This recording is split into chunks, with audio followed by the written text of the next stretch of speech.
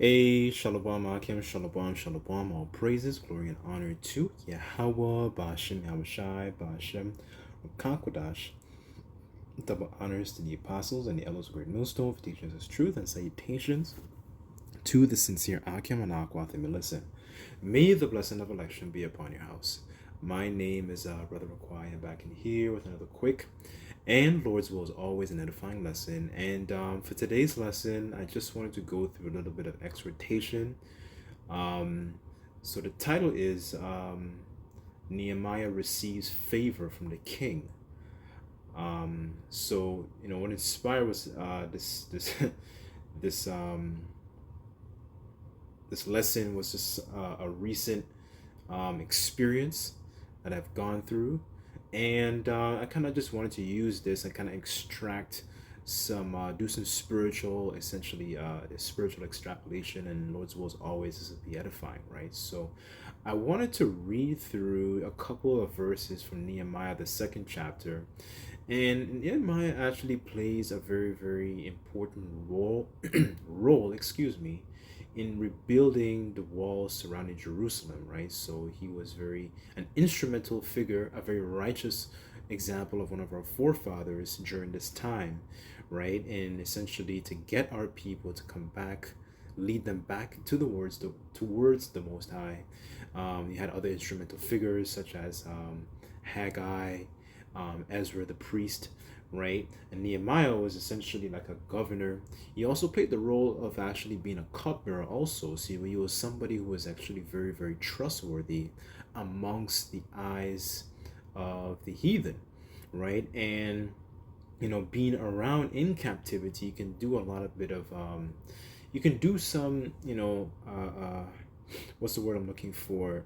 Him being in captivity still had a very strong reverence for Yahweh Bashem Yahushai. He wasn't conducting himself as as a nigga, I hate to say that word like that, but I'm just, our people, if there's anything, our people, one of the things, the biggest things that they lack is essentially conduct, right? Because when it comes to, as the scriptures say, they are wise to do evil, but to do good they have no knowledge, right? This is the state of our people, and they don't understand the importance of reputation.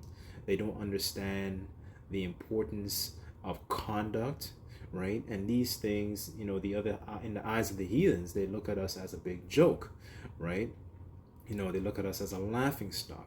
But here I want to use this as an example that Nehemiah, is operating on such a high level, being in tune with the Lord, making his supplication, making his confession, being accountable, but also being somebody in the eyes of the Lord, as well as surrounded by these different heathens.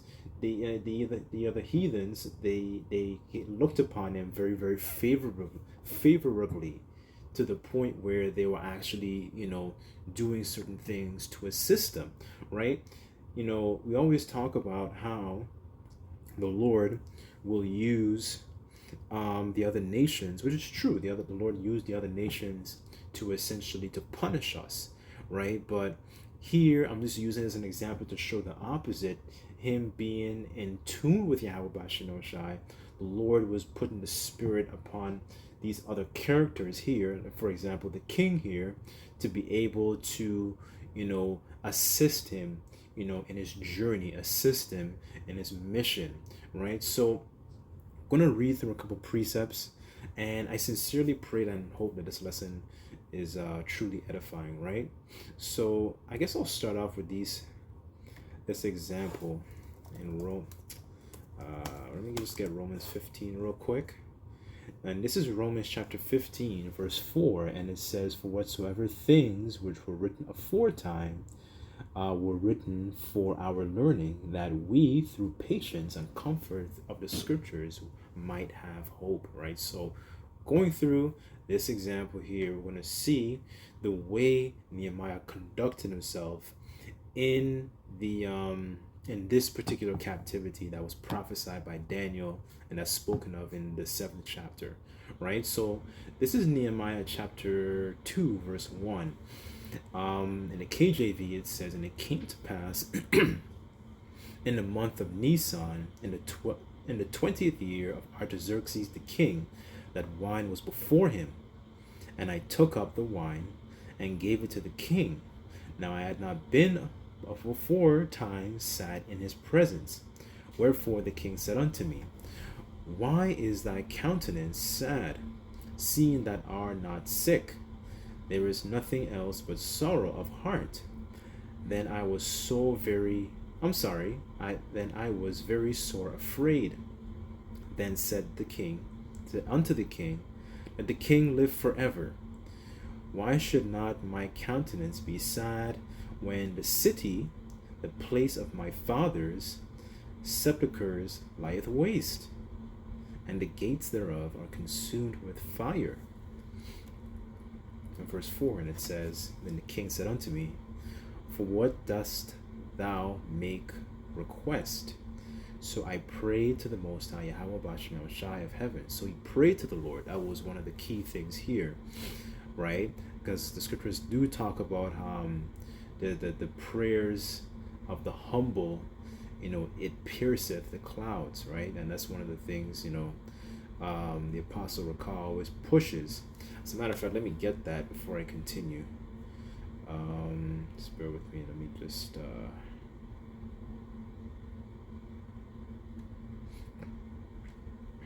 just go to that real quick.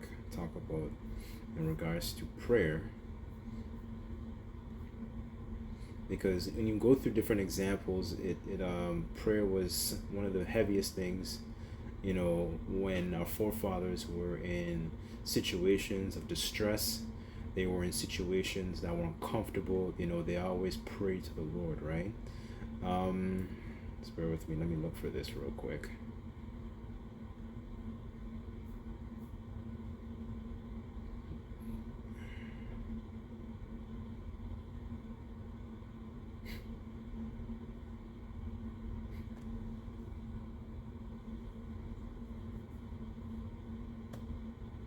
Salakia, my laptop is kind of sticking here.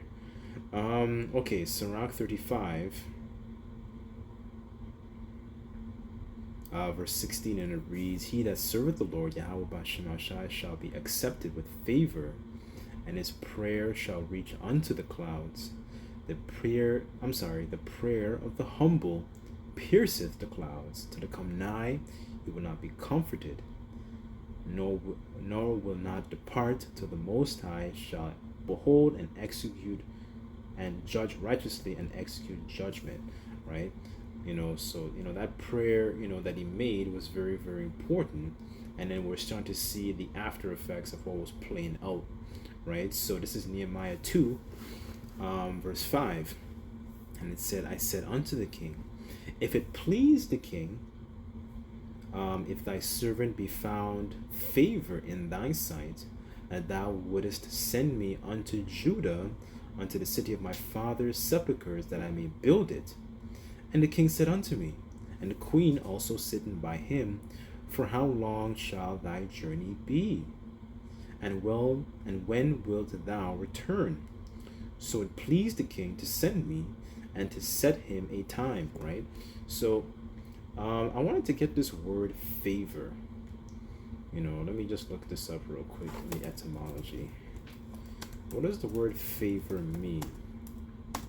Because Nehemiah played the role of, he was a cupbearer to Artaxerxes the king, right? And a cupbearer is not like a regular Joe Schmo that hangs out, at the block, selling crack or whatever, right? To do a position like that, you have to be somebody who has some kind of rank, some kind of pull, some type of weight about you. Nehemiah wasn't no regular guy, right? So this is favor in the etymology here, and it says attractiveness, it says beauty, charm, it says approval, praise, applause, partiality. It says goodwill, inclination, partiality, support, to show kindness to honor, revere, worship, goodwill, kind regard, act of kindness. So I'm guessing that means favor, like a noun. Okay. Hold on. Where was I?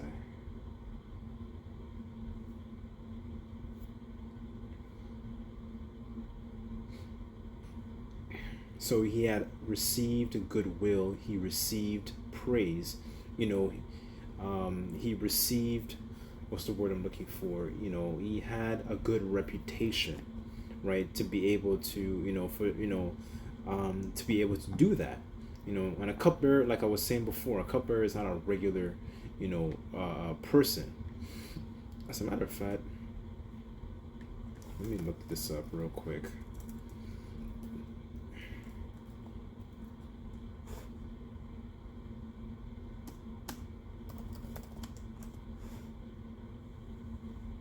Okay, so I went to, I just typed in cupbearer on Google here, and it says a cupbearer is an historical court official, typically in royal settings, whose primary duty was to fill and serve drinks, particularly wine, to royalty. This role, it says, was not merely one of service. Here's the point here. It says cupbearers were trusted individuals, often required to taste drinks before serving the guard against poisoning, and close proximity to the ruler could grant them significant influence. So Nehemiah had influence in that position, right? Like how they say today, this person is an influencer. This person had rank. This person had stature. He had character. He had nobility. He had morals, right? It says duties. It says besides serving drinks, a cupbearer's crucial function was to ensure the king's safety by tasting the beverages. This was a significant responsibility, as the threat poisoning was a constant concern, right? So this person, he had to be worried about, covert, people trying to overthrow him. I think it was Mordecai, if I'm not mistaken, when you go through the book of Esther, Mordecai had learned about the plots of these two eunuchs that were trying to overthrow the king. I think it was Xerxes, if I'm not mistaken, is also known as Ahasuerus, right? So Mordecai eventually, because of his conduct, being amongst the heathen also, he also received favor, right? Okay, so going back to the chapter here. Okay, I just wanted to get an idea of the type of person he was. Yes, we're not in a position to serve these people in those kinds of positions, but the point is, us having this wisdom, knowledge, and understanding, we can apply some of these things to be able, and the Lord can make certain moves to be able to assist us in particular things, right? Yes, we're going to go through hell, but having a good reputation is very, very important. Having a good name, because when you think about us coming out of this degenerate Babylonian nigger black culture, spit culture, and all that kind of stuff, it doesn't promote good reputation and good conduct amongst the eyes of the heathen, right?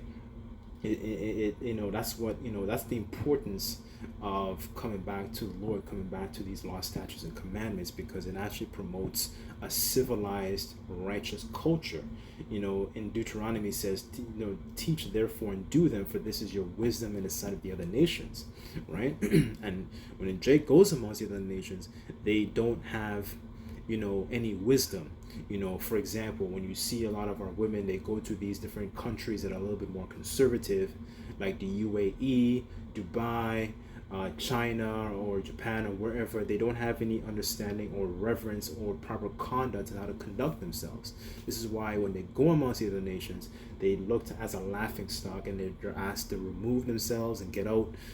Companies don't want their business. You seen, for example, there was a incident where you saw a lot of so-called black women. They went into, I think it was Lululemon, and the CEO, I think it was a CEO, if I'm not mistaken, got wind of it, saw that, and then they just don't want their business because Jake doesn't have a lot of conduct, right?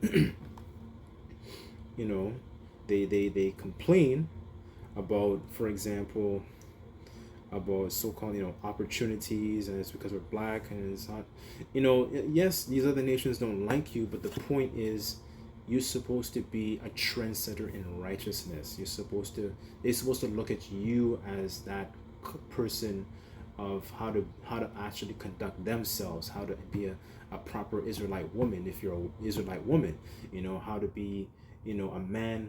Them looking at the Israelite men, we're supposed to be their examples, right? Okay, let me go back to verse 7, and it says, moreover, I said unto the king, if it please the king, let letters be given me to the governors beyond the river, that they may convey me over till I come into Judah. And the letter unto Asaph, the keeper of the king's forest, that he may give me timber to make beams for the gates of the palace, which appertain to the house, for the wall of the city, for the house that I shall enter into. And the king granted me according to the good hand of my power upon me, right? So in this situation here, you see that the king, was giving him, okay, whatever it is you need for your journey, I'll give it to you. So, this letter grants you access to, get you some, you need some timber to get some beams so you can start repairing your walls. And you know what I'm saying? It's kind of like you go into a hotel, and the hotel gets a name of, oh, this person's coming to the hotel. Okay, let's make a good impression. Okay, you can have this, you can have that, you can have access to the pool. You want the special suite on the top floor, you can get that too. That's the mindset that the king was having.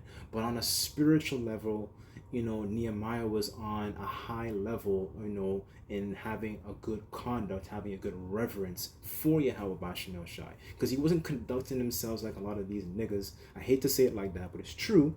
When you go through the rest of his story, when you go through the rest of this captivity, because a lot of our people, they were behaving essentially like greedy dogs. He had to deal with the usury. He had to deal with, people I'm sorry, profaning the Sabbath. You had to deal with a lot of these different issues. The men, they were marrying the women of the other nations, and the children were they were forgetting their culture and all that kind of stuff. He had to deal with a lot of these different, plethora of different problems. But he didn't do certain things because he had a healthy fear of the Lord, right?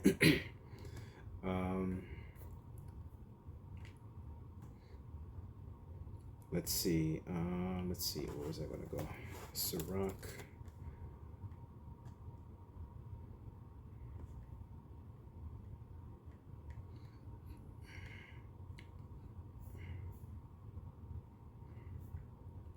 Okay, this is Sirach chapter 10, verse 19, and it says, they that fear the Lord, Yahweh Bashim Shai, are a sure seed, and they that love him an honorable plant.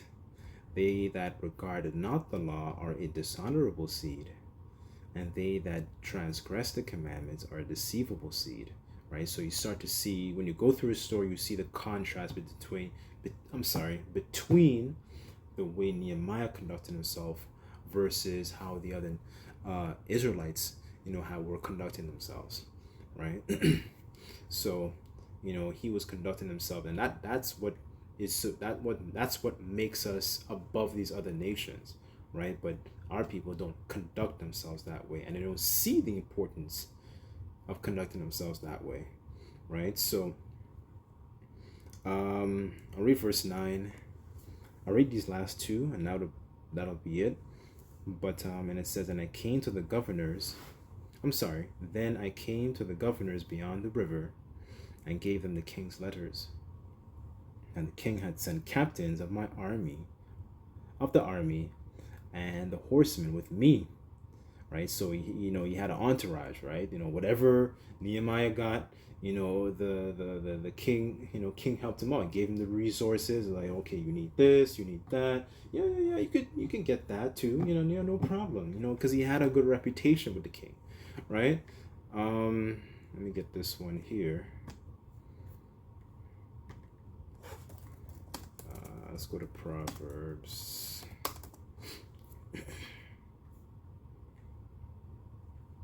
This is Proverbs 16, verse 7, and it says, when a man's ways please the Lord, he maketh even his enemies to be at peace with him, right? So, his conduct was in a manner of pleasing the Lord. And by default, you start to see the Lord put certain spirits upon these different heathens, the kings, and so on and so forth. Because remember, the scriptures also do say the king's heart is in the king's let me get it. The king's heart, the king's mind is in the heart. Boy. Let me get it. Salakia. And my laptop froze. Just bear with me 1 second.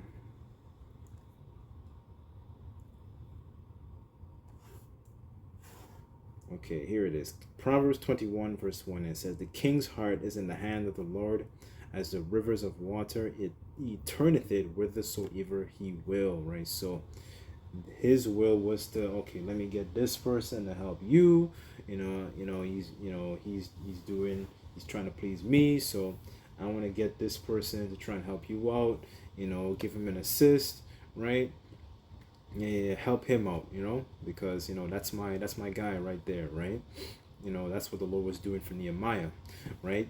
So, and it says, and when Sanballat the Horonite and Tobiah the servant, the Ammonite, heard it, it grieved them exceedingly that there was come a man to seek the welfare of the children of Israel, right? So that's, pretty much the point I kind of just wanted to hit, because, our people don't see the, they don't see the importance of conduct, and how conduct can also take you very far. A good reputation, can take you very far, right? Even amongst being around these different heathens, right?